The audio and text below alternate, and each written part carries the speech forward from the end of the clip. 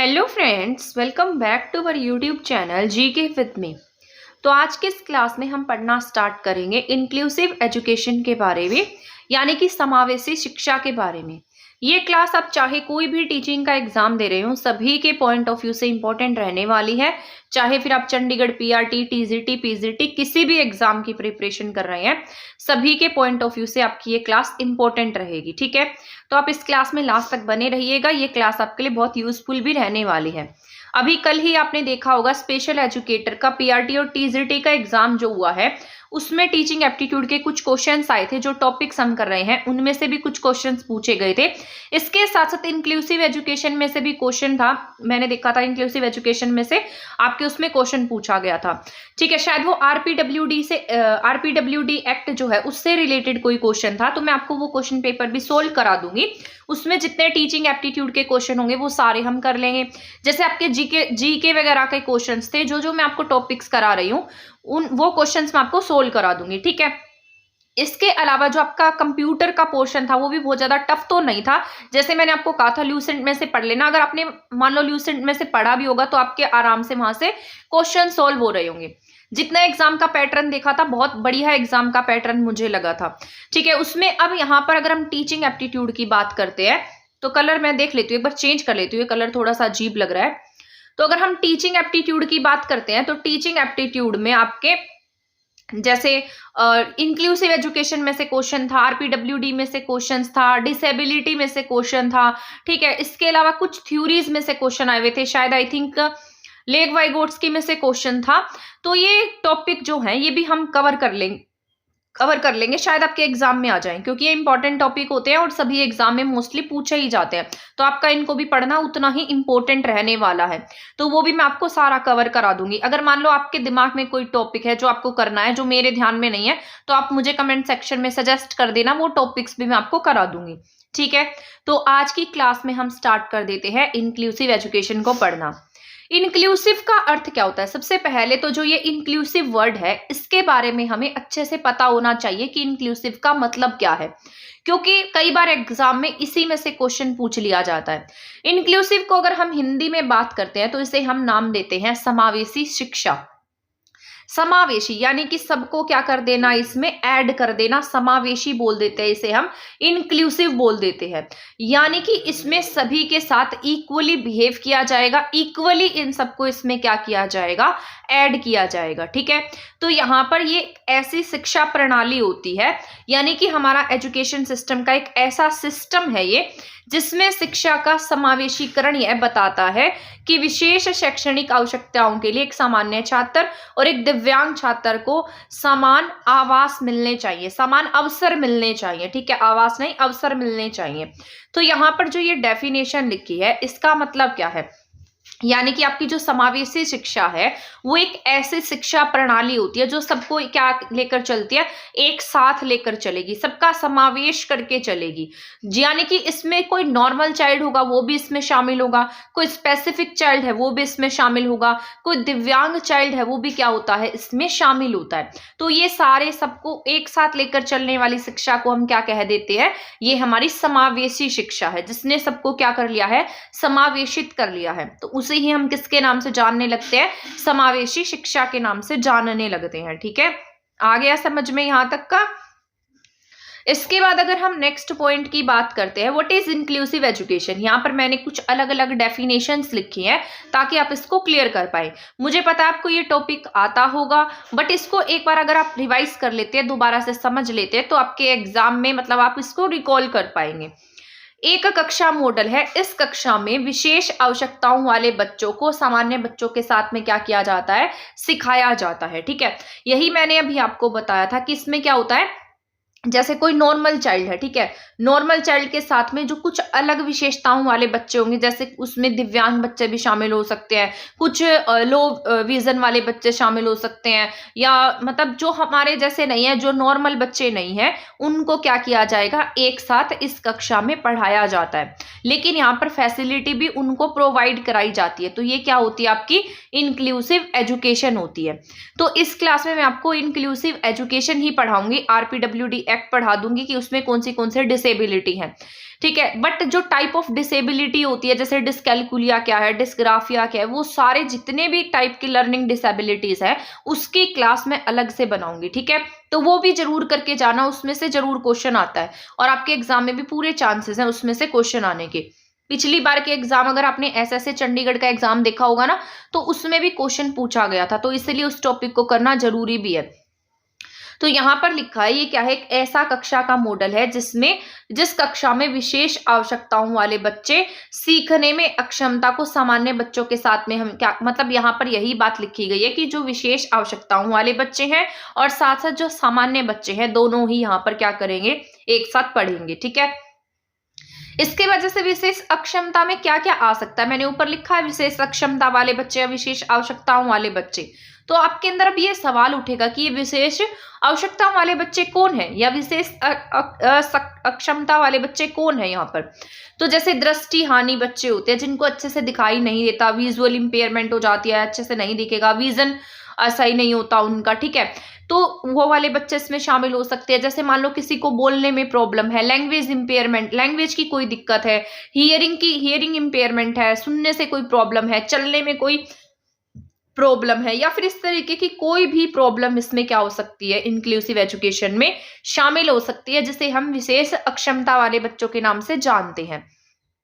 इसके बाद आपका नेक्स्ट क्वेश्चन है, इस मॉडल को सह शिक्षण की आवश्यकता होती है, सामान्य शिक्षक और विशेष शिक्षक दोनों एक ही कक्षा में मौजूद होते हैं। मतलब यहाँ पर टीचर क्या होगा, जैसे मान लो यहाँ पर कोई ऐसे बच्चे शामिल हैं जिनको कुछ अलग सी नीड की जरूरत है, तो यहाँ पर ऐसा नहीं होगा कि इसमें एक ही टीचर शामिल हो। तो इस मॉडल के तहत क्या होता है, सह शिक्षण होता है। अब सह शिक्षण में क्या शामिल होता है, यहाँ पर आपके सामान्य शिक्षक भी होंगे और सामान्य शिक्षक के साथ साथ इसमें और कौन शामिल होता है, विशेष, यानी कि जो आपके स्पेशल टीचर्स हैं वो भी क्या होते हैं, इसमें शामिल होते हैं, ठीक है।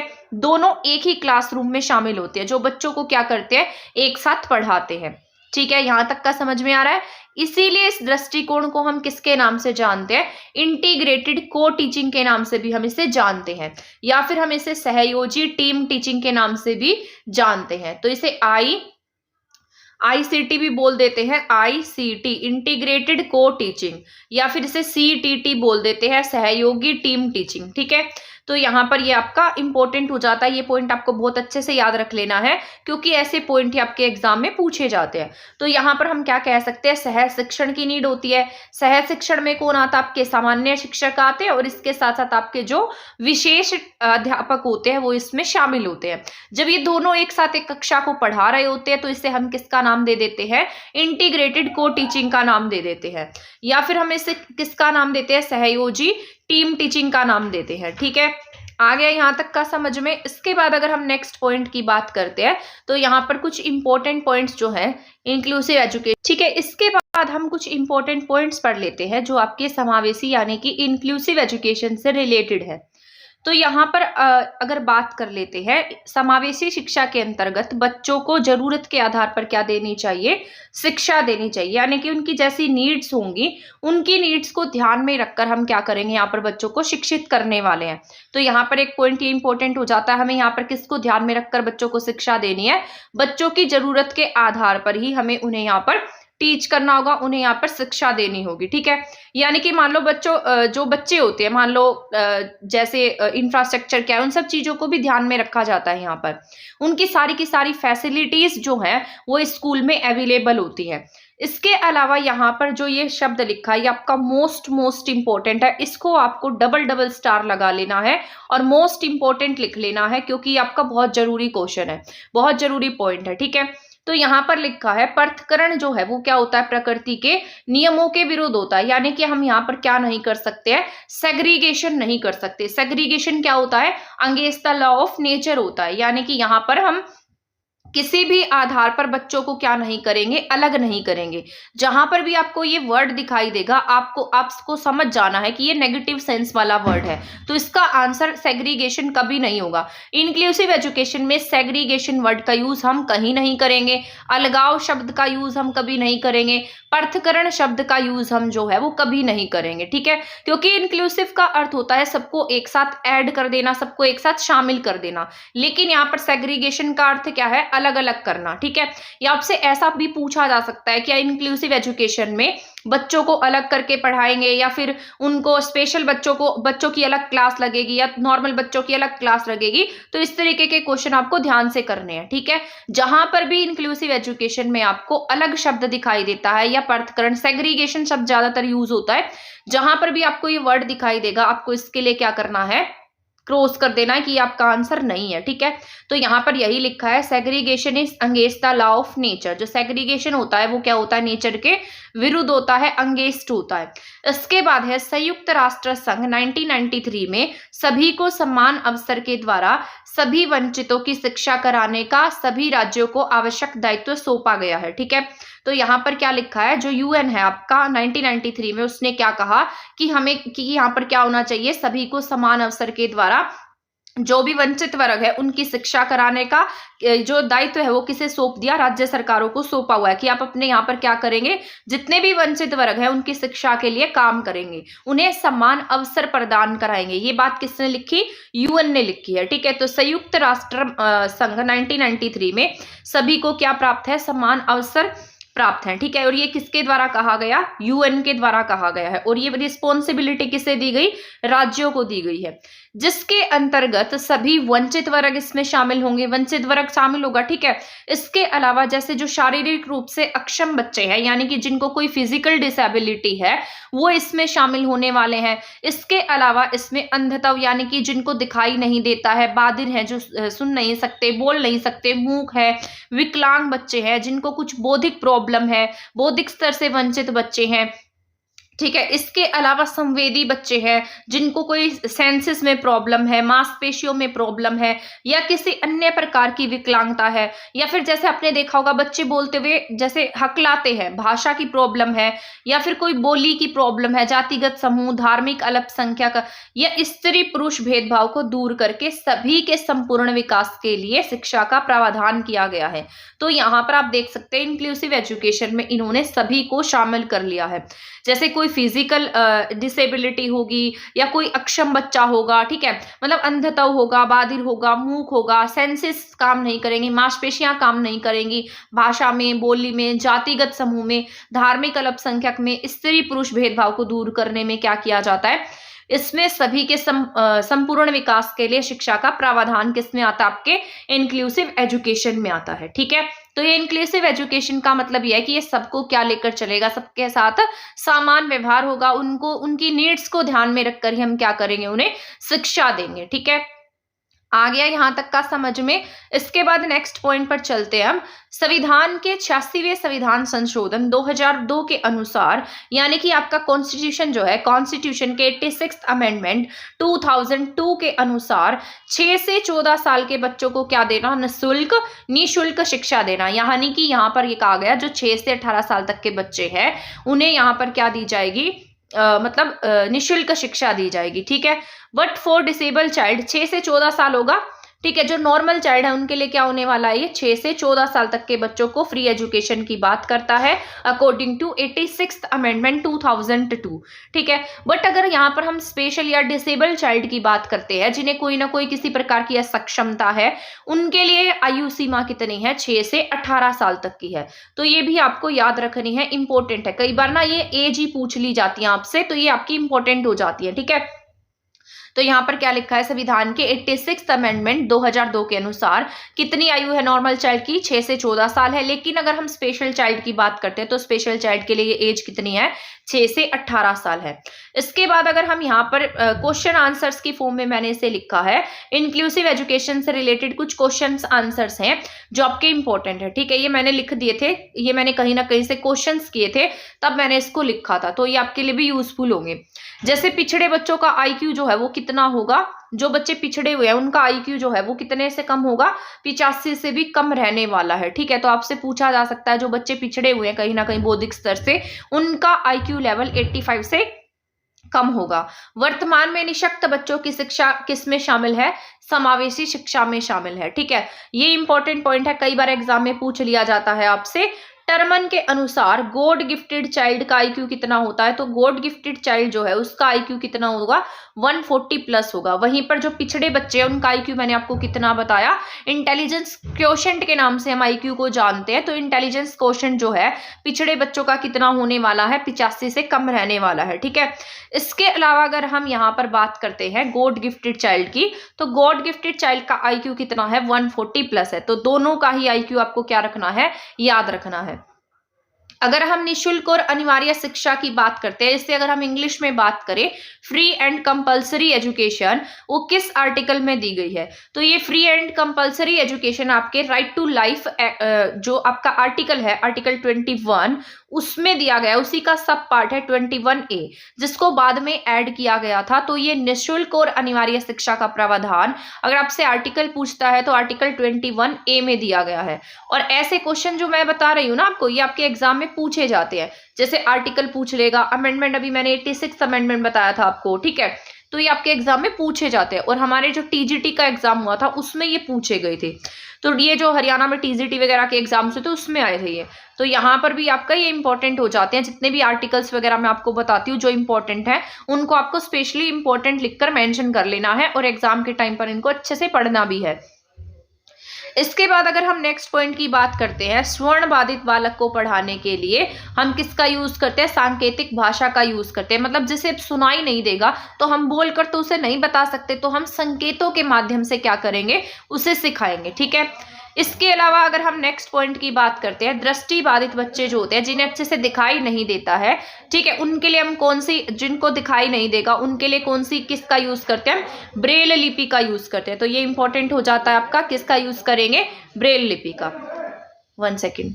इसके बाद हमारा नेक्स्ट पॉइंट है, सामान्य और विशिष्ट आवश्यकता वाले बच्चों का जो आईक्यू है वो कितना होगा, 90 से 1110 होता है, ठीक है। तो ये जो नॉर्मल चाइल्ड है उनका आईक्यू कितना है, 90 से 1110 होगा, ठीक है। जो स्पेशल चाइल्ड, जो मतलब प्रतिभाशाली बच्चे हैं, गॉड गिफ्टेड चाइल्ड हम उन्हें कह देते हैं, उनका आईक्यू मैंने कितना बताया, 140 प्लस। जो मतलब पिछड़े बच्चे हैं उनका आईक्यू कितना होता है, 85 से कम होता है। तो ये आपको सारा का सारा याद रख लेना है, ठीक है। इसके बाद अगर हम नेक्स्ट पॉइंट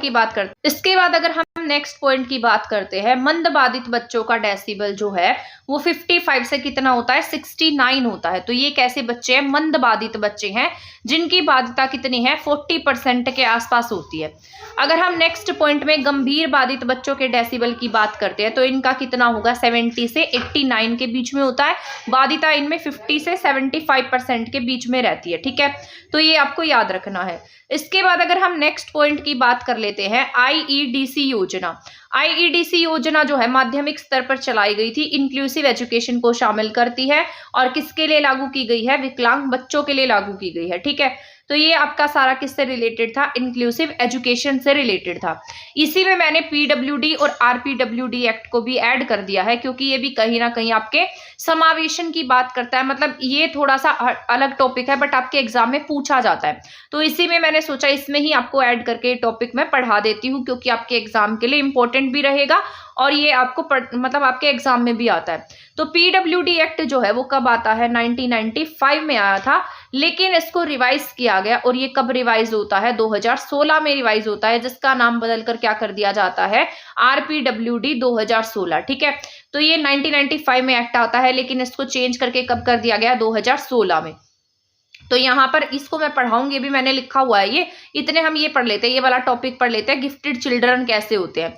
जो गिफ्टेड चिल्ड्रन होते हैं उनके अंदर क्या होती है, हर चीज को जानने की जिज्ञासा, क्यूरियोसिटी क्या होगी उनके अंदर, ज्यादा होगी। किसी भी चीज को याद रखने की जो पावर होती है वो क्या होती है, ज्यादा होती है, ठीक है। तो ऐसे बच्चे जो है वो क्या होते हैं, बहुत ज्यादा क्यूरियोसिटी वाले होंगे, बहुत ज्यादा क्रिएटिविटी वाले होंगे। इनको हम क्या कह देते हैं, ये गॉड गिफ्टेड चिल्ड्रन है, ठीक है। तो हमारे जैसे तो नॉर्मल लोग हैं, ठीक है, ये कैसे है, गॉड गिफ्टेड चिल्ड्रन है। इसके बाद है चीजों को याद रखने की, इनमें क्या होती है, मेमोरी ज्यादा होती है। इनमें क्या पाई जाती है, क्रिएटिविटी पाई जाती है। इनका आईक्यू अगर पूछेंगे तो 140 प्लस होता है। लॉजिकल पावर क्या होती है इनके अंदर, बेस्ट होती है, बहुत अच्छी लॉजिकल पावर होती है। और वर्ड नॉलेज जो है इनकी क्या होती है, विस्तृत होती है, ठीक है, मतलब शब्दों का भंडार जो है वो इनके पास ज्यादा होगा, किसी भी चीज की वर्ड्स की नॉलेज इनके पास ज्यादा होगी।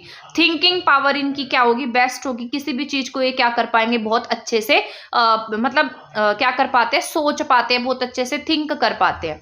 अब यहाँ पर मैंने लिखा है physical with disability, PWD act जो है 1995 में आया था, और इसमें कितने डिसेबिलिटी शामिल थी।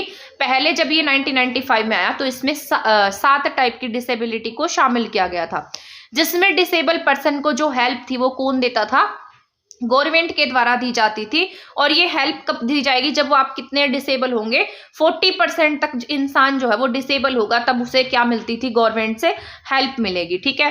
तो इसमें किसको शामिल किया गया, सबसे पहले तो इसका आपको नाम पता होना चाहिए, इसका नाम क्या है, फिजिकल विद डिसेबिलिटी, ठीक है। कब आया, 1995 में आया। कितनी डिसेबिलिटी है इसमें, 7 डिसेबिलिटी है, ठीक है। इसमें क्या कहा गया कि इसमें जो डिसेबल पर्सन होंगे, जो 40% तक डिसेबल पर्सन है, उन्हें जो हेल्प है वो किसकी तरफ से मिलेगी, सरकार की तरफ से मिलेगी। पर बाद में पीडब्ल्यूडी को चेंज कर दिया गया, और चेंज करके इसका नाम क्या रख दिया गया, आरपीडब्ल्यूडी रख दिया गया। आरपीडब्ल्यूडी एक्ट जो है वो कब आता है, 2016 में आता है, तो इसलिए क्या हो जाता है, ये इंपॉर्टेंट हो जाता है। आरपीडब्ल्यूडी का मतलब क्या है, right of person with disability act 2016, ठीक है। तो ये क्या है आपका इंपॉर्टेंट है, इसका नाम क्या है, right of person with disability 2016, तो ये आपका इंपॉर्टेंट है, ठीक है। तो right of person with disability act 2016, तो ये आपको याद रखना है। तो ये इसका ना, पहली बात तो आपको इसकी फुल फॉर्म ही याद होनी चाहिए, तो ये आपको याद रख लेनी है। इसके बाद यहाँ पर इसमें क्या चेंज किया गया, मतलब इसको एडिट क्यों किया गया, इसमें कुछ चेंज क्यों किए गए, अपग्रेड क्यों किया गया। ये इसमें ना पहले ओनली 7 टाइप की डिसेबिलिटी शामिल थी, लेकिन जब ये एक्ट 2016 में इसको मतलब एक तरीके से अपग्रेड किया गया, तो इसमें हमने कितनी डिसेबिलिटी कर दी, 21 डिसेबिलिटी कर दी। पहले कितनी शामिल थी, 7, बाद में कितनी ऐड हो गई, बाद में टोटल कितनी हो गई, 21 हो गई।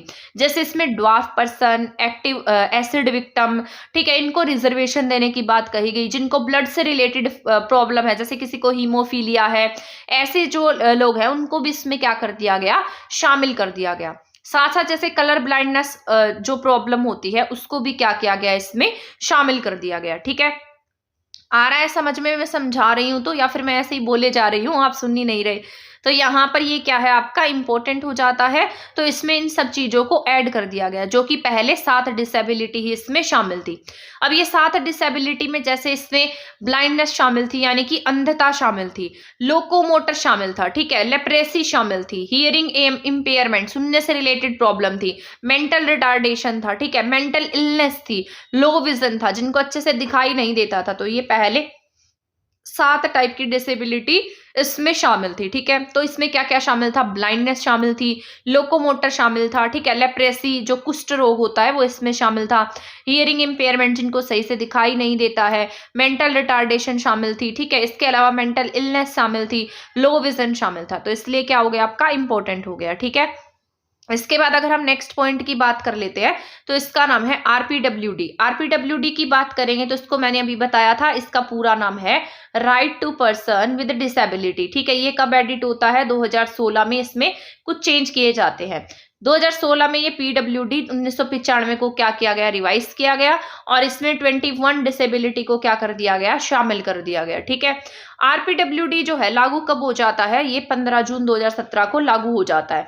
मतलब ये एक्ट आपको पता होना चाहिए, जितने भी एक्ट बनते हैं ना वो पहले बन जाते हैं, लेकिन उसको लागू बाद में किया जाता है। जैसे कोई भी एक्ट बनेगा वो 1 साल पहले बना हुआ होगा और लागू वो 1 साल के बाद में हुआ होगा। जैसे आरटी मैंने पढ़ाया था, 2009 में एक्ट बना, लेकिन लागू कब होता है, 2010 में होता है।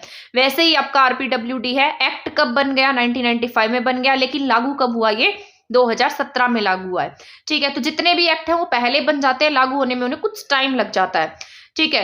इसके बाद यहाँ पर ये इस पर पहले ऊपर की 7 डिसेबिलिटीज में शामिल है, बाद में ये टोटल कितनी हो जाती है, 21 डिसेबिलिटी हो जाती है। बस आपको कुछ भी नहीं करना है, बस इन डिसेबिलिटी को एक बार रीड कर लेना है, ठीक है। तो इसको हम एक बार रीड कर लेते हैं ताकि आप इसको एक बार रिकॉल कर पाए। मुझे पता है आपने जब सीटेट वगैरह की तैयारी की होगी तब शायद इस टॉपिक को पढ़ा होगा, लेकिन अब हम क्या करेंगे, इसको ओनली एक बार रीड कर लेंगे, ठीक है, ताकि हम इसको आसानी से कर पाए। तो यहाँ पर सबसे पहला पॉइंट लिखा है मैंने अंधापन, ठीक है, ब्लाइंडनेस इसमें शामिल है। तो पहला पॉइंट क्या है आपका, ब्लाइंडनेस है, ठीक है। तो पहला पॉइंट याद रखना है, इसमें क्या शामिल है, ब्लाइंडनेस शामिल है। दृष्टि बाधित, जिनको लो विजन है या फिर अच्छे से नहीं दिखाई देता, दृष्टि की प्रॉब्लम है, आइज की प्रॉब्लम है। लेप्रेसी कुष्ठ रोग है। हियरिंग यानी कि सुनने से रिलेटेड प्रॉब्लम है। लोकोमोटर प्रॉब्लम है। मेंटल रिटायर्ड है कोई, ठीक है, ड्वार्फिज्म है, बोनापन है किसी में, ठीक है। इसके बाद ऑटिज्म स्पेक्ट्रम है। मैं एक सजेशन दूंगी आपको, जितनी भी ये डिसेबिलिटी मैं करा रही हूँ आपको आरपीडब्ल्यूडी की, एक बार आप गूगल करके इन सारी डिसेबिलिटी की थोड़ी थोड़ी इन्फॉर्मेशन पढ़ लेना, किसके बारे में, किसकी किस बीमारी में क्या होता है, ठीक है। कई बार ना ऐसा भी पूछ लिया जाता है कि बताइए कौन से वाली डिसेबिलिटी है, कौन से वाली प्रॉब्लम है, कौन से वाली ये डिसेबिलिटी है, ठीक है। तो उनकी कुछ विशेषताएं भी कई बार पूछ ली जाती है। तो ये थोड़े से जो अलग अलग नाम लगेंगे आपको, उनके बारे में देख लेना। बाकी तो आप मतलब कुछ ऐसे नेम है जिनके बारे में आप जानते ही हैं, जैसे मेंटल रिटार्डेशन के बारे में जानते हैं, ड्वार्फिज्म बोनापन के बारे में जानते हैं, हियरिंग इंपेयरमेंट के बारे में जानते हैं। तो ये सारा तो आप जानते हैं। जैसे एसिड अटैक क्या होता है इसके बारे में जानेंगे, बहरापन के बारे में जानेंगे, ठीक है। तो ये सारे आपको पता है। इसके अलावा जैसे मस्कुलर डिस्ट्रोफी है, पार्किंसंस रोग है, जीर्ण तंत्रिका है। इसके अलावा विशिष्ट लिखने यानी कि जो आपकी राइटिंग की जो डिसेबिलिटीज होती हैं, वो सारी विशिष्ट लिखने की जो अक्षमता है वो भी इसी में शामिल की गई है।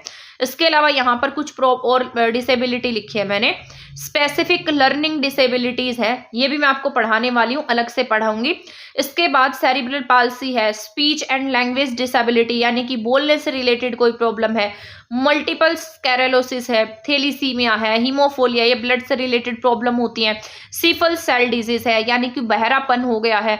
तो ये सारे के सारे किसमें शामिल कर दिए गए, इन्होंने किसमें शामिल कर दिए, आरपीडब्ल्यूडी एक्ट 2016 में इसको शामिल कर दिया।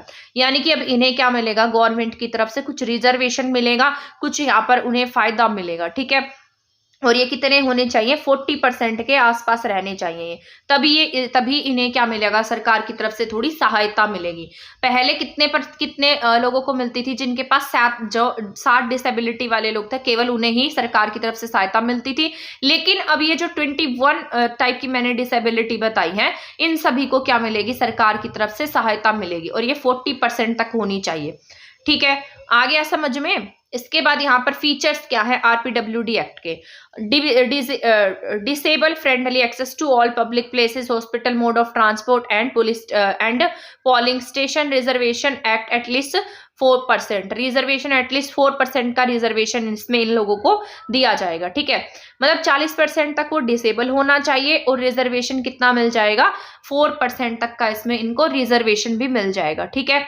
तो यहाँ पर मैंने आपको पढ़ा दिया PWD act, RPWD act, inclusive education. तो ये सारा का सारा आपका इंपॉर्टेंट हो जाता है। नेक्स्ट क्लास में मैं आपको सारा कराने वाली हूँ, टाइप ऑफ डिसेबिलिटीज क्या होती हैं, तो वो सारा हम पढ़ने वाले हैं, ठीक है। वो आपका मोस्ट इंपॉर्टेंट रहेगा। जितनी भी टाइप की डिसेबिलिटीज होंगी वो सारी की सारी मैं आपको उस क्लास में कवर करा दूंगी, क्योंकि वो आपकी इंपॉर्टेंट भी रहेंगी। तो उस क्लास को भी आप देख लेना, इंपॉर्टेंट रहेगी, ठीक है। तो मैं ऐसी उम्मीद कर रही हूँ आपको ये क्लास भी समझ में आ गई होगी, और आपने समझा भी होगा, देखा भी होगा क्लास को। अगर आपको ये क्लास समझ में आ गई है तो आप इसको शेयर भी कर सकते हैं, और अगर आपने चैनल सब्सक्राइब नहीं किया है तो प्लीज़ आप इसे सब्सक्राइब भी कर दीजिएगा। तो मिलेंगे हम हमारी नेक्स्ट वीडियो में, हमारे किसी नेक्स्ट टॉपिक के साथ। तब तक चैनल के साथ बने रहें, और चैनल को शेयर करने में बिल्कुल भी कंजूसी ना करें, चैनल को शेयर कर दें, ठीक है। और वीडियो को लाइक जरूर कर देना, आप लाइक भी नहीं करते हो, ठीक है, तो लाइक भी कर देना। तो तब तक के लिए थैंक यू, धन्यवाद।